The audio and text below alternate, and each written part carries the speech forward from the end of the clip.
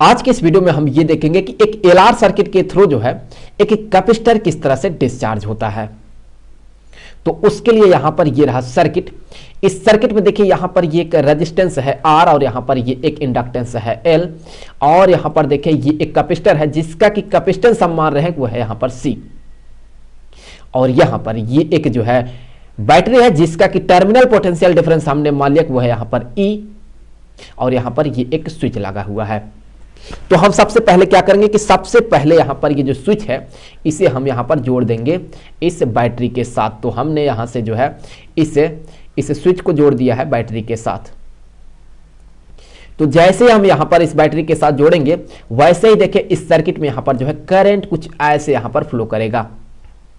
तो जब यहां पर करंट फ्लो करेगा तो देखिए यहां पर ये जो कैपेसिटर है ये चार्ज होने लगेगा। यहां पर जो है कैपेसिटर के इस प्लेट पर जो है पॉजिटिव चार्ज आएंगे और वहीं पर इस प्लेट पर जो है ये नेगेटिव चार्ज आएंगे। तो अगर हम इस स्विच को जो है कुछ देर ऐसे ही कनेक्ट करके रखते हैं तो ये जो कैपेसिटर है ये पूरी तरह से चार्ज हो जाएगा। तो हमने मान लिया कि जो इस पर जो मैक्सिमम पॉसिबल चार्ज है जब ये पूरी तरह से चार्ज हो गया तो जो मैक्सिमम पॉसिबल चार्ज है जिसे कि हम चलिए यहां पर रिप्रेजेंट करेंगे Q0 से, ये बराबर होगा इस कैपेसिटर का जो कैपेसिटेंस है वो इनटू इसके क्रॉस ये जो पोटेंशियल डिफरेंस है वो। तो ये होगा यहां पर इस कैपेसिटर पर जो मैक्सिमम पॉसिबल चार्ज है वो। अब हम क्या करेंगे कि अब हम यहां से ये जो स्विच है यहां से ये हटा करके जोड़ देंगे यहां पर ये जो इंडक्टर और रेजिस्टेंस लगा हुआ है इसके साथ। तो जैसे हम यहां पर इस स्विच को जोड़ेंगे वैसे ही अब देखें यहां पर ये जो कैपेसिटर है ये डिस्चार्ज होने लगेगा और यहां से जो है करंट अब कुछ ऐसे फ्लो करेगा। तो अगर देखें यहां पर जब टाइम जीरो होगा, यहां पर जब टाइम जीरो होगा, टाइम जीरो होने का मतलब कि जस्ट यहां से जो है हमने इस स्विच को जो है इसके साथ कनेक्ट किया है। तो जब टाइम जीरो होगा तो यहां पर इस कैपेसिटर पर जो चार्ज होगा ये किसके बराबर होगा, ये Q0 के बराबर होगा और करंट जो होगा यहां पर ये जो करंट होगा ये भी जीरो के बराबर होगा। कुछ देर बाद यहां पर ये कैपेसिटर जो है ये डिस्चार्ज होता रहा और कुछ देर बाद हमने मान लिया कि यहां पर ये जो है इस कैपेसिटर के प्लेट पर जो चार्ज है वो अब Q0 नहीं रहा बल्कि Q0 से कम हो जाएगा क्योंकि ये डिस्चार्ज हो गया। तो हमने मान लिया कि जब टाइम जो है यहां पर ये जो टाइम है जब t हो जाता है तो उस समय जो कैपेसिटर पर चार्ज है वो अब Q0 नहीं होगा बल्कि Q0 से कम होगा। तो हमने मान लिया कि वो हो गया यहां पर Q और उस समय जो है यहां पर ये जो सर्किट में करंट का फ्लो हो रहा है ये करंट हमने मान लिया कि ये करंट है यहां पर I। सो यहां पर ये जो करंट है ये हमने मान लिया ये है I।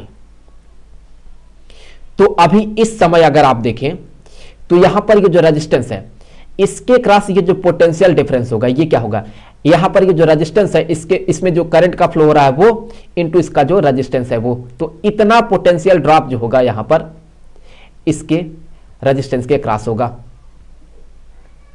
और इस इंडक्टर के क्रॉस देखिए जो पोटेंशियल डिफरेंस होगा वो क्या होगा, यहां पर ये होगा L di/dt के हम सिर्फ मैग्नीट्यूड को देख रहे हैं। सो ये होगा इस इंडक्टर के क्रॉस पोटेंशियल डिफरेंस। और अगर आप इस कैपेसिटर के क्रॉस देखें तो ये क्या होगा, ये होगा यहां पर जो अभी इस पर चार्ज है Q डिवाइडेड बाय इसका जो यहां पर कैपेसिटेंस है C। तो ये होगा इस कैपेसिटर के क्रॉस अभी पोटेंशियल डिफरेंस। तो अब हम किरचॉफ्स वोल्टेज लॉ से ये कह सकते हैं कि इन तीनों ही वोल्टेज का जो सम होगा, जो एल्जेब्रिक सम होगा वो बराबर होगा जीरो को, क्योंकि यहां पर कोई भी देखें इस सर्किट में जो है जो बैटरी है या कहें जो ईएमएफ सोर्स है वो नहीं है। तो हम कह सकते हैं कि इन तीनों का जो सम होगा वो बराबर होगा जीरो के according to Kirchhoff's voltage law. तो यहां से हम ये कह सकते हैं कि L di/dt प्लस यहां पर ये जो IR है प्लस यहां पर ये जो कैपेसिटर के क्रॉस पोटेंशियल डिफरेंस है Q/C के, ये बराबर होगा जीरो के। अब हमें पता है कि जो I होता है करंट ये बराबर होता है dq/dt के। सो इसे हम I की जगह पर यहां पर रखेंगे तो यहां से ये बराबर हो जाएगा L और I की जगह पर जब हम इसे रखेंगे तो ये हो जाएगा d2q/dt² प्लस I की जगह पर यही dq/dt, तो यहां पर ये हो गया R dq/dt प्लस यहां पर ये जो Q बाई सी है ये बराबर हो गया 0 के। अब हम पूरे इक्वेशन को जो है L से डिवाइड करेंगे, तो ये हो जाएगा d2Q by d t square plus R by L, फिर यहां पर होगा dQ by d T plus Q by LC के, तो ये बराबर हो गया 0 के। यहां पर हम ये मान लेते हैं कि चलिए यहां पर पुट करेंगे हम क्या कि जो यहां पर R बाई L है ये बराबर है किसके, हमने ये मान लिया कि बराबर है 2K के, क्योंकि ये कांस्टेंट है तो हमने इसे जो है इसके बराबर मान लिया। और 1 ओवर LC, यहां पर अगर हम 1 लिख देते हैं क्योंकि हम यहां पर मान सकते हैं कि 1 है, तो 1 ओवर LC ये हमने मान लिया कि ये है ओमेगा स्क्वायर के बराबर, तो 1 ओवर LC ये बराबर हमने मान लिया ओमेगा स्क्वायर के। तो अब अगर हम इसको जो है इसके अंदर पुट कर देते हैं तो फिर यहां से ये हमें मिलेगा कि d2Q by d t square plus यहां पर ये हो गया 2K dQ by d T plus यहां पर Q इंटू ओमेगा स्क्वायर, तो हम यहां पर ओमेगा स्क्वायर को पहले लिख देते हैं, फिर यहां पर हम लिख देते हैं Q के, तो यहां पर ये हो गया बराबर 0 के। तो ये हो गया वो डिफरेंशियल इक्वेशन। अब यहां से जो है हम इसके सॉल्यूशन पे बात करेंगे। तो इसके सॉल्यूशन के लिए देखें, यहां पर हम ये मान लेते हैं कि जो इसका जो यहां पर सॉल्यूशन होगा वो हमने मान लिया कि ये है यहां पर Q इक्वल टू, यहां पर ये है Q equal to A e to the power alpha t के। यहां पर ये जो A है ये एक कांस्टेंट है और यहां पर ये जो अल्फा है ये भी एक कांस्टेंट है। तो अब अगर इस डिफरेंशियल इक्वेशन का ये सॉल्यूशन है तो फिर ये जो है ये इसे सेटिस्फाई करेगा। तो हम क्या करेंगे कि हम यहां पर इसे सबसे पहले तो डिफरेंशिएट कर लेते हैं, तो मेरे लिए थोड़ा सा आसान हो जाएगा।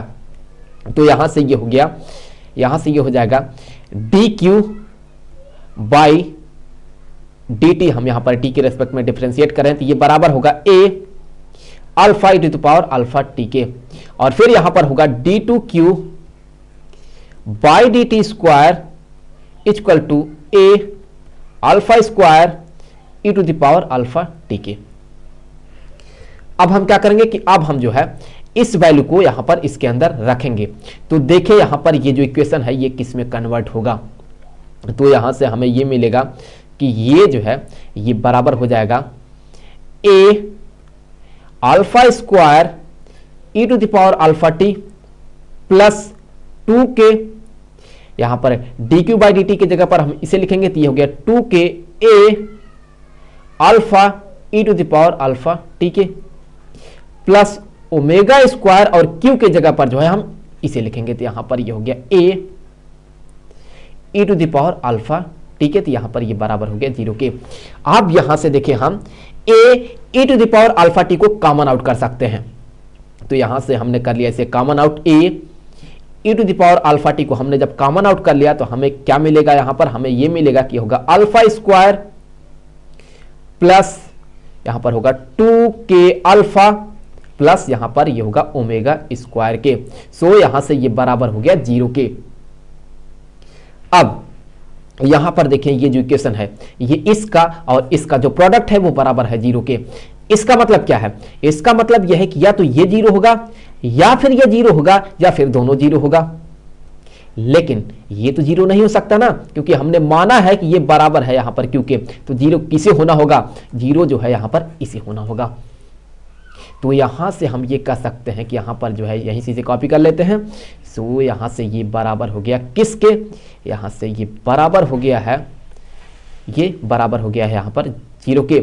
और मैं यहां पर आपको बता दूं कि A e to the power alpha t ये बराबर नहीं है 0 के। ध्यान से देखें ये जो इक्वेशन है ये एक क्वाड्रेटिक इक्वेशन है, तो यहां से हमें जो है अल्फा का वैल्यू मिल सकता है। अगर हम यहां पर जो है श्रीधराचार्य फार्मूले को अप्लाई करते हैं तो यहां से हमें जो अल्फा का वैल्यू है वो मिल जाएगा। सो अल्फा जो होगा, अगर आप श्रीधराचार्य फार्मूले को अप्लाई करते हैं तो ये आप पाएंगे कि अल्फा जो है ये बराबर होगा यहां पर minus k plus minus square root of यहां पर होगा के स्क्वायर माइनस ओमेगा स्क्वायर के। तो ध्यान से देखिए यहां पर अल्फा के दो वैल्यू हमें मिलेंगे, क्योंकि यहां पर एक बार हम प्लस लेंगे फिर एक बार माइनस लेंगे, तो यहां से हमें यह मिल जाएगा कि एक बार होगा यही अल्फा वन। अल्फा वन जो होगा ये किसके बराबर होगा, ये होगा minus k plus square root of k square minus omega square के।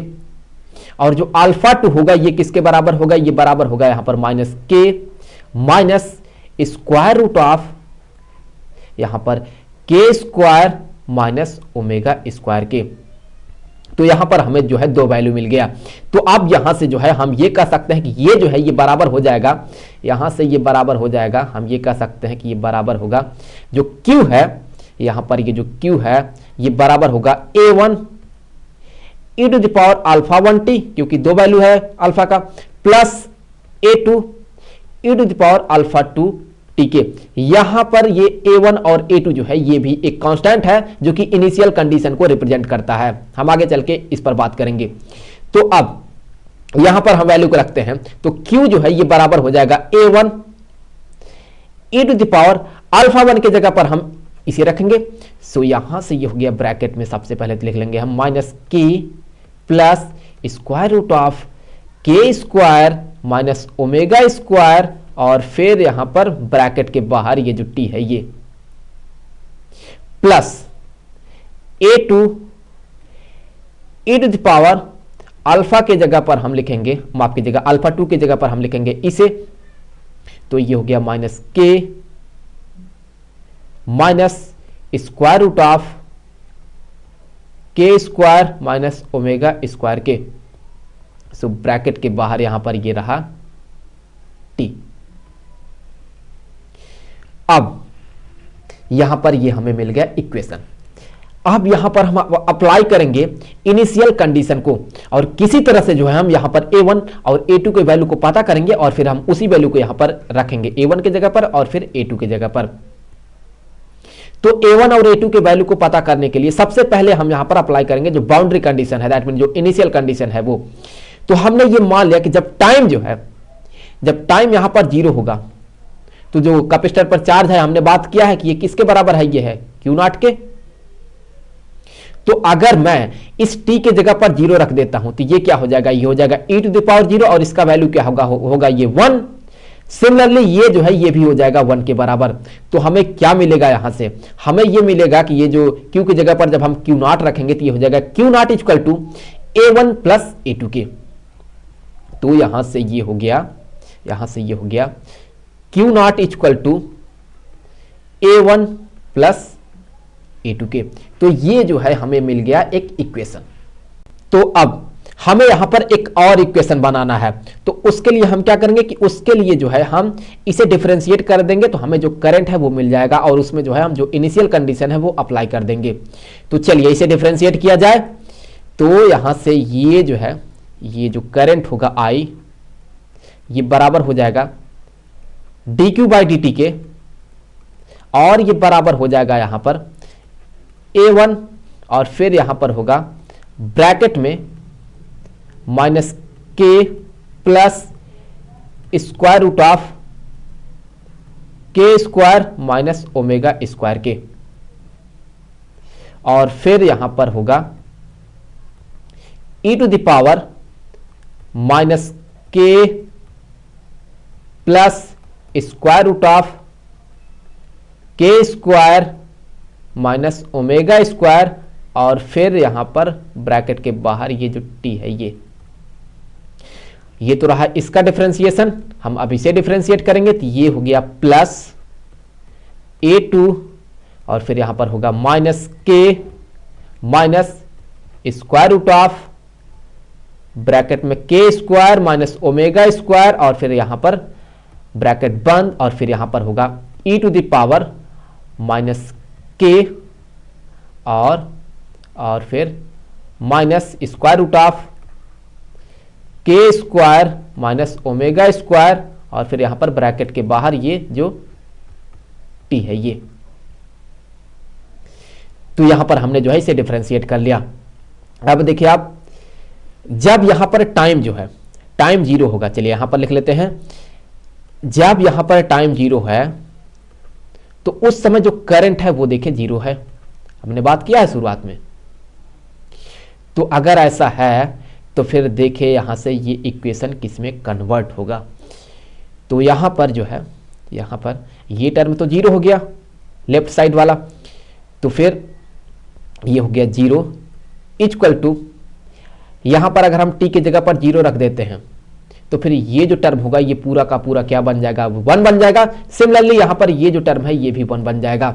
तो फिर यहां से ये बराबर हो गया a1, फिर ब्रैकेट में minus k plus square root of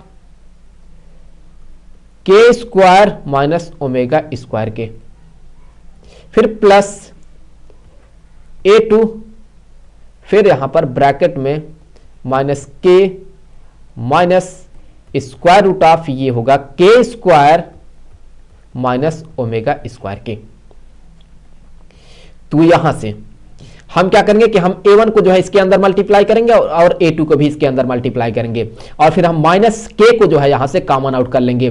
तो फिर यहां से ये बराबर हो जाएगा 0, ये बराबर हो जाएगा, यहां पर हम माइनस k को कॉमन आउट कर लेंगे तो ये हो जाएगा a1, फिर यहां पर होगा प्लस a2, और फिर हम क्या कॉमन आउट करेंगे, फिर यहां पर जो है हम इसी a1 को इसके साथ मल्टीप्लाई करके और इसी a2 को इसके साथ मल्टीप्लाई करके हम कॉमन आउट करेंगे square root of k square minus omega square को। तो फिर यहां से हमें ये मिलेगा कि ये प्लस होगा यहां पर सबसे पहले, फिर यहां पर होगा a1 माइनस a2, और फिर यहां पर ब्रैकेट के बाहर ये होगा square root of k square minus omega square के। तो अब देखिए यहां से हम क्या करेंगे कि हम इस जो है a1 प्लस a2 की जगह पर क्या लिख सकते हैं, हम यहां पर लिख सकते हैं कि यह है Q0 के बराबर। सो अगर मैं यहां पर Q0 लिख देता हूं तो ये क्या हो जाएगा, ये हो जाएगा माइनस के इंटू Q0। तो जब हम इसे जो है इस साइड भेज देंगे तो ये हो जाएगा प्लस के Q0 के। तो यहां से हमें क्या मिलेगा, यहां से हमें ये मिलेगा कि ये जो a1 माइनस a2 और ये स्क्वायर रूट में है ये बराबर होगा a1 माइनस a2, फिर यहां पर स्क्वायर रूट में ये जो है के स्क्वायर माइनस ओमेगा स्क्वायर, ये बराबर हो जाएगा यहां पर माइनस, माफ कीजिएगा प्लस होगा, क्योंकि ये माइनस के Q0 इस साइड आएगा तो ये प्लस में ही होगा। तो प्लस के Q0 के। तो अब यहां से जो a1 माइनस a2 होगा, a1 माइनस a2 जो होगा ये बराबर होगा यहां पर के Q0 divided by square root of ये होगा के स्क्वायर माइनस ओमेगा स्क्वायर के। तो ये हो गया। तो अब देखिए हमारे पास दो इक्वेशन है, एक तो ये a1 प्लस a2 जो कि बराबर है Q0 के, और वहीं पर देखिए ये a1 माइनस a2 जो कि बराबर है इसके। तो हम इन दोनों ही इक्वेशन को सॉल्व करके a1 और a2 का वैल्यू पता करेंगे। कैसे पता करेंगे, एक बार हम जो है इन दोनों को जोड़ देंगे। अगर हम जोड़ देते हैं तो फिर यहां पर a2 और a2 को कैंसिल कर देगा, और a1 प्लस a1 ये जुड़ करके हो जाएगा क्या 2a1 के। तो यहां से ये हो गया 2a1 बराबर Q0 प्लस यहां पर के Q0 डिवाइडेड बाय यहां पर होगा square root of k square minus omega square के। तो अब यहां पर हम Q0 को जो है कॉमन आउट करेंगे और साथ ही साथ इस 2 को जो है हम इस साइड भेजेंगे। तो फिर यहां से ये जो a1 है ये मिल जाएगा हमें Q0 बाई 2, फिर ब्रैकेट में चूंकि Q0 कॉमन आउट हो गया तो यहां पर होगा 1 प्लस यहां पर होगा k divided by square root of k square minus omega square के। तो यहां पर हमें मिल गया ये a1 का वैल्यू।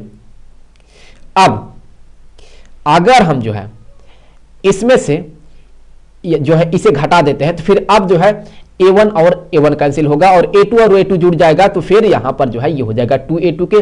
और अगर आप सॉल्व करेंगे तो आप ये पाएंगे कि यहां पर ये जो a2 है, ये जो a2 है ये किसके बराबर होगा, ये बराबर हो जाएगा यहां से यहां से ये बराबर हो जाएगा क्यू नॉट बाई 2 और फिर ब्रैकेट में यहां पर होगा 1 minus k divided by square root of k square minus omega square के। तो ये हो गया यहां पर A2 का वैल्यू।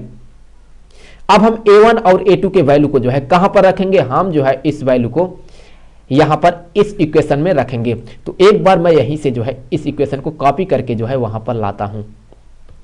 सो यहां से हमें जो है इसे जो है कॉपी करके लाना है।